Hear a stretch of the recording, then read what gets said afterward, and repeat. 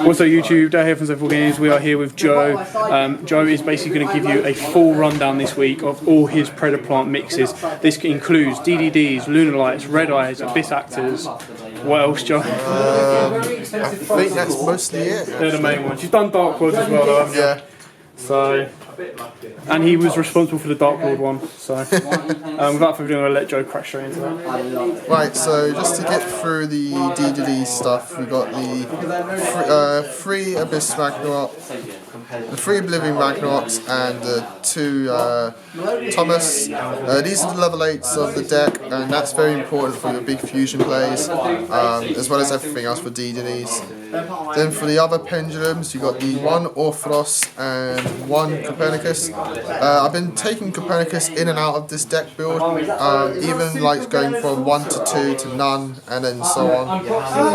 But so far he's here at 1, just because he starts off some of your plays and he's a play starter. Orthodos, he's in here because he's back row removal, gets around the vanities, emptiness, which is very detrimental. And then to round up the pendulums, you've got your 3 Kepler. Everyone knows what Kepler does. He's a Stratos to search your spells, to search your everything else. Then to the non-pendulums, you have the 3 Lamia, your 3 Swirl Slimes, and only 2 Necro Slimes in this build. Lamia's obvious, Swirl Slime's obvious. The 2 Necro Slime, to be honest, I need to just make room for the Predator stuff. And Necro Slime is just one of those cards where you can drop it down and he still works just as well. So I've gone down to 2 Necro Slimes in this build. And then for the Predators, your 3 Predaplant Kalima Dosnu, I think that's how you pronounce it. The 3 Lizard Predator. He's your Super Poly Fusion all-in-one who gets out all of your Predator fusions, which are really strong. They all have their own unique plays and all unique styles and all unique reasons to why to be played. And this guy is just your 1 card into them all. And then I play the 1 Predaplant Sacrosan Ant. He's a Gauze, which is actually really good.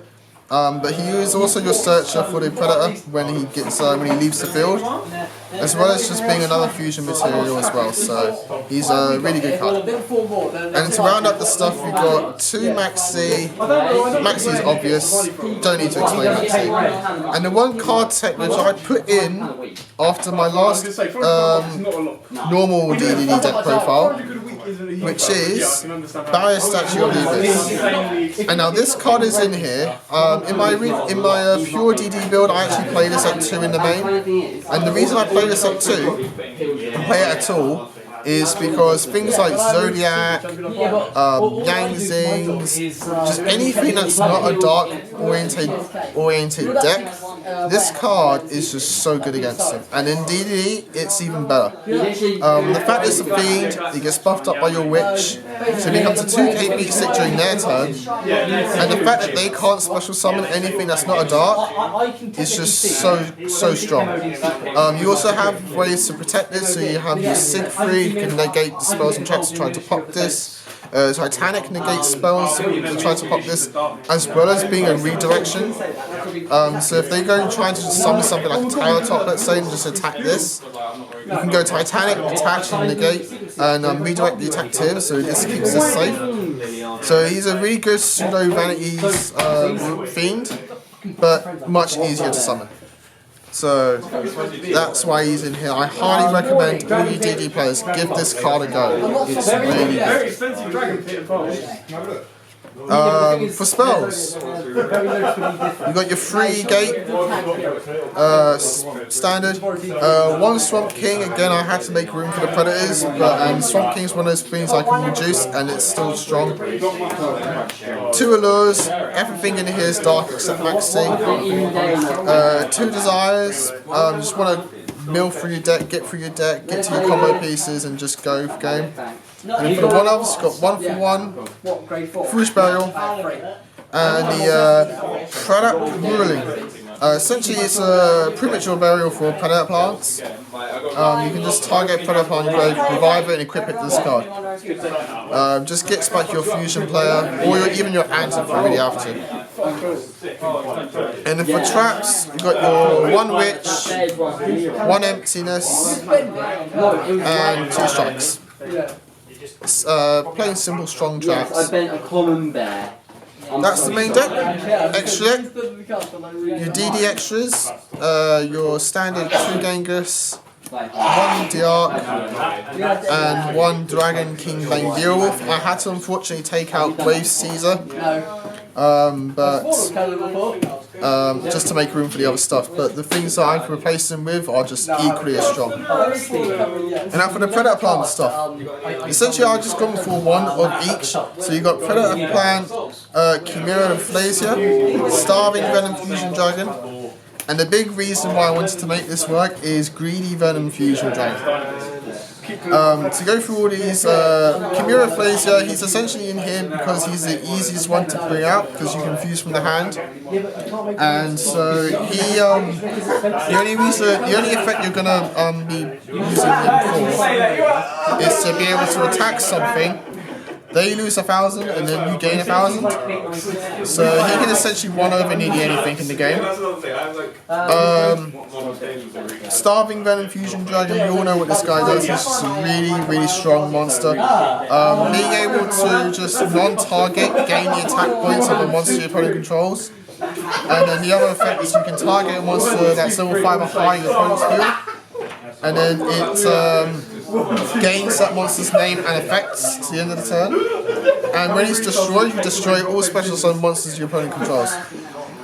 And then the big guy, Greedy Venom Fusion Dragon. He's the easiest thing to bring out because the level 8, I say the easiest, it's equally as easy as this guy. Your level 8s are what you're going to be using to get into this guy. So you go with your Predaplant Lizard and Ragnarok or Thomas into this guy. Being able to just negate any monster effects, reduce the attack points to 0, and when he's destroyed, just wipe out the whole board, and you can banish a level 8 or higher to bring this guy back. Really strong monster, and the 3300 beat stick is just amazing. So this is one reason why I wanted to, main reason why I wanted to make this engine work, and it's been doing quite well. The only problem is to get into Predaplants, but the deck goes through the deck so quickly you tend to get into them, and if not, the deck still operates as a standalone DDD deck.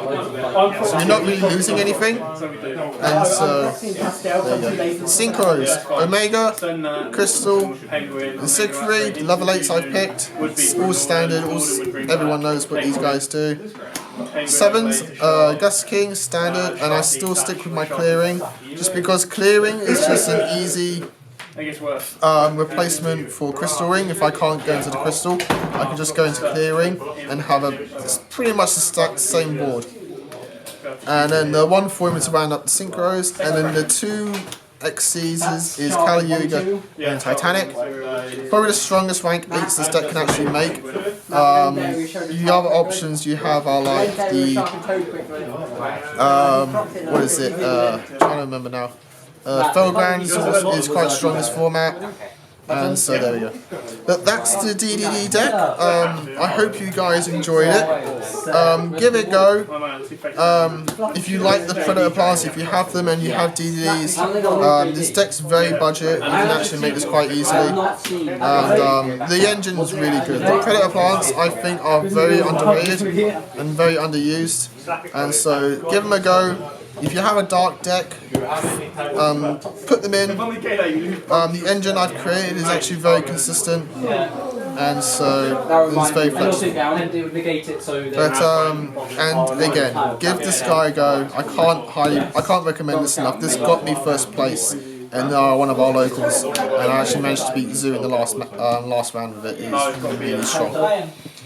And that's it.